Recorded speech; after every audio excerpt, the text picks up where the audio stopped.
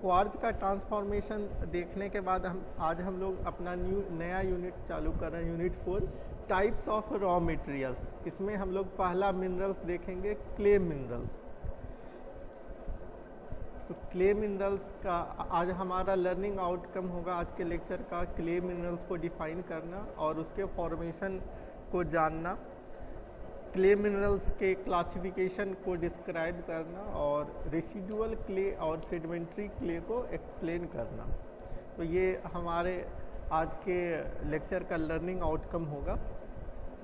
तो clay minerals जो होता है, क्ले जो है one of the most important raw material in ceramic industry में है और ये सबसे ओल्डेस्ट भी है। हम लोग शुरू के क्लास में देखे जो एंशियंट एज के प्रोडक्ट होते थे सिरामिक के, वो क्ले से ही बनाए जाते थे। जो पॉट्स होता था, जो पोट्री वेयर होता था, ये क्ले से ही बनाया जाता था। पुराने से पुराने जो भी प्रोडक्ट देखे ये क्ले के ही बने हुए थे। तो इसीलिए क्ले मिनरल्स जो है ये सिरामिक इंडस्ट्री के लिए बहुत इम्पोर्टेंट मिनरल्स होता है। इस मिनरल्स के हेल्प के से हम लोग काफ़ी सारे प्रोडक्ट को बना सकते हैं सिरामिक में, और इसी वजह से इसका सारे प्रॉपर्टीज़ को जानना, सारे क्वालिटी को जानना बहुत इम्पोर्टेंट है। तो क्ले का फॉर्मेशन जो है डिकम्पोजिशन ऑफ इग्नियस रॉक से होता है। इग्नियस रॉक के एग्जांपल की बात करें तो ग्रेनाइट होता है जो कि इग्नियस रॉक है। इसके डिकम्पोजिशन के कारण ही क्ले का फॉर्मेशन होता है। ग्रेनाइट जो है वो माइका, क्वार्ज और फेल्डस्पार का कंपोज रहता है। ग्रेनाइट जो है हम लोग जानते हैं कि ग्रेनाइट मैग्मा के सॉलिडिफिकेशन के कारण जो रॉक बनता है वो इग्नियस रॉक होता है और ग्रेनाइट एक तरीके का इग्नियस रॉक है। ग्रेनाइट में जो है माइका, क्वार्ज और फेल्डस्पार होते हैं, जिसमें से हम लोग क्वार्ज पढ़ चुके हैं। और फेल्डस्पार जो है वो सबसे लिस्ट स्टेबल होता है, क्योंकि ये सबसे लिस्ट स्टेबल है तो ये आसानी से डिकम्पोज हो जाएगा। तो जब फेल्डस्पार एयर और वाटर के एक्शन में आता है और एक्सपोज करता है एयर और वाटर के प्रेजेंस में, तो बहुत समय के बाद ये डिकम्पोज होकर के क्यूलिनाइटिक क्ले बनाता है। जब feldspar action of air and water में आता है या एक्सपोज होता है, तब बहुत समय के बाद ये डिकम्पोज होकर के क्यूलिनाइटिक क्ले बनाता है।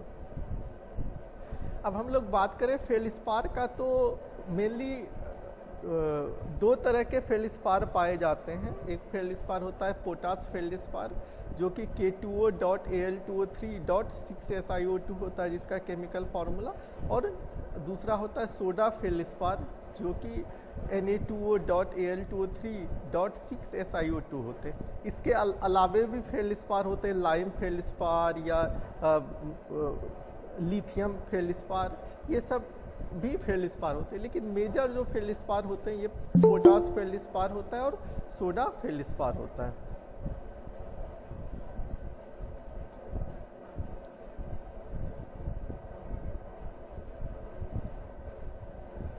अब हम लोग बात करें तो फॉर्मेशन ऑफ क्यूलिनाइटिक क्ले मिनरल्स का, तो हम लोग कहें कि जो फेल्डस्पार होते हैं वो एयर और वाटर के प्रेजेंस में आता है, तो काफ़ी दिन के बाद ये क्यूलिनाइटिक मिनरल्स बनाता है।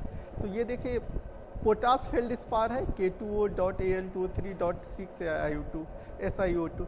इसका जब हाइड्रेशन होता है तो ये Al2O3.6SiO2.H2O बनाता है प्लस KOH बनाता है। इसका फिर डीसिल्किनेशन होता है, सिलिकेट, क्योंकि उसमें क्वार्ज है तो वो सिलिका के साथ ये वाला जो है रिएक्शन करता है Al2O3.6SiO2.H2O, तो ये सिलिका के साथ डीसिल्किनेशन इसका होता है Al2O3.2SiO2.H2O प्लस 4SiO2 बनाता है। फिर इस जो ये मिनरल्स हमारा बना, इसका फिर हाइड्रेशन होता है तो ये Al2O3.2SiO2.2H2O बनाता है, जो कि हमारा ये फाइनल क्यूलिनाइटिक मिनरल्स है। Al2O3.2SiO2.2H2O ये हमारा क्यूलिनाइटिक मिनरल्स है और यही क्यूलिनाइटिक क्ले है। अब हम लोग बात करें क्लासिफिकेशन ऑफ क्ले मिनरल्स का, तो क्ले मिनरल्स डिसिलिकेशन में सर क्या करते हैं? सिलिकन का रिमूवल होता है। डिसिलिकेशन में सिलिकन का रिमूवल होता है। सिलिका उसमें अलग हो गया था पूरे से। ये देखिए यहाँ पे 6 सिलिका था, ये डिसिलिकेशन हुआ तो हीट के प्रेजेंस में ये सिलिकन अलग हो गया है।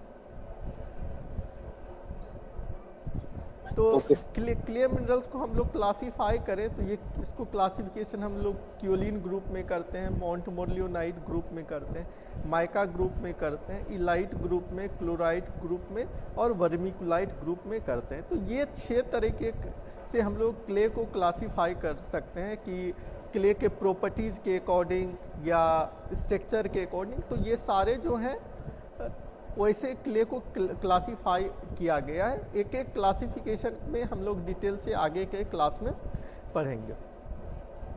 अब हम लोग बात करें, क्लासिफिकेशन हो गया, क्ले की बात करें तो मेजर जो क्ले होते हैं 2 तरह के क्ले पाए जाते हैं।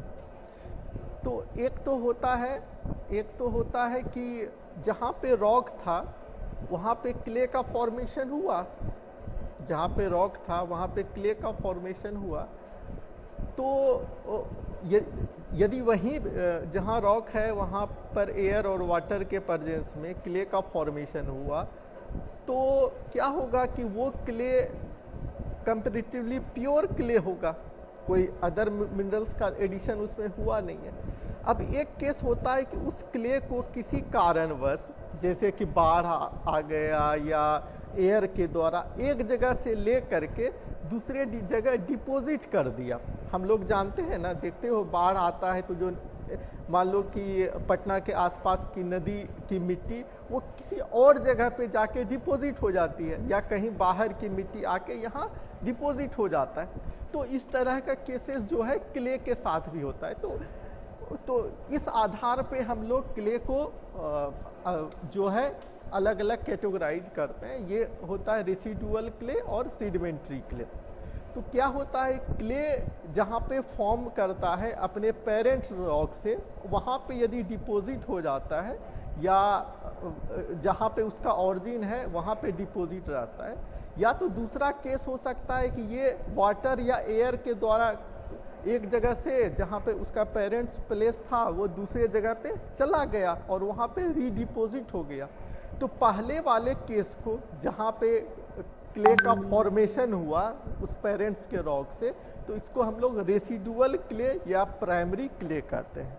इस क्ले का एग्जाम्पल चाइना क्ले होता है।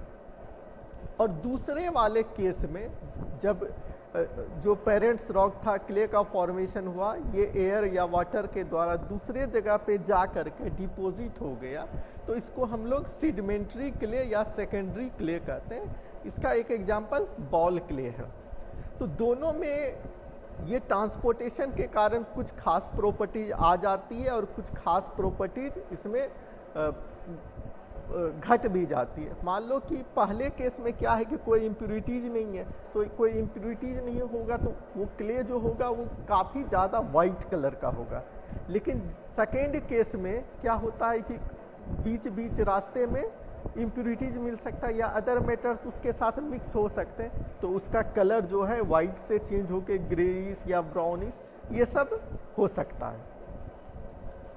तो हम लोग और क्या होता है कि जो सेकेंडरी क्ले का पार्टिकल साइज होता है वो बहुत फाइन हो जाता है, बहुत ज़्यादा फाइन हो जाता है, क्योंकि ट्रांसपोर्टेशन के दौरान क्या होता है कि जो लार्ज पार्टिकल क्ले के होते हैं वो धीरे धीरे रास्ते में टूटने लगते हैं, एक दूसरे से टकराता है, रबिंग एक्शन होता है, तो एक दूसरे से टकराने लगते हैं। तो टकराते टकराते टकराते क्या होता है कि वो जो बड़े पार्टिकल्स हैं वो बहुत छोटे छोटे पार्टिकल्स में कन्वर्ट हो जाते हैं और दूसरे प्लेस में जाके डिपॉजिट हो जाते हैं। तो सेकेंडरी क्ले का जो है पार्टिकल साइज बहुत फाइन होता है। इसी वजह से बॉल क्ले जो होते हैं वो प्लास्टिक नेचर के होते हैं, क्योंकि पार्टिकल साइज बहुत फाइन हो जाता है।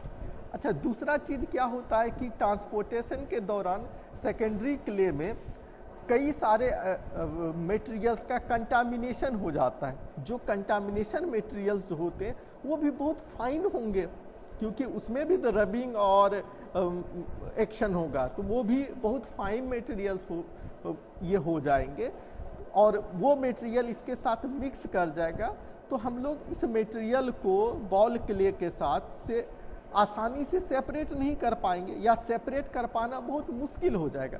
मान लो एक पार्टिकल बहुत फाइन है, एक पार्टिकल बहुत लार्ज है, तो हम लोग सीव के द्वारा आसानी से छांट सकते हैं, सीव के द्वारा आसानी से छांट सकते हैं। लेकिन सोचो कि दोनों पार्टिकल एक ही साइज का हो जाएगा, तो कोई सीव के द्वारा भी हम लोग इसको सेपरेट नहीं कर पाएंगे। तो यही चीज़ होती है सेकेंडरी क्ले में। तो सेकेंडरी क्ले का यही डिमेरिट्स थोड़ा सा हो जाता है, क्या उसके साथ जो है इम्प्यूरिटीज़ का इन्वॉल्वमेंट हो जाता है। तो ये हमारा प्राइमरी क्ले था और ये सेकेंडरी क्ले था। समझ में आ गया है? Yes sir. Yes sir. ये सर। ठीक है, आज के लेक्चर के लिए हम लोग यहीं ख़त्म करते हैं।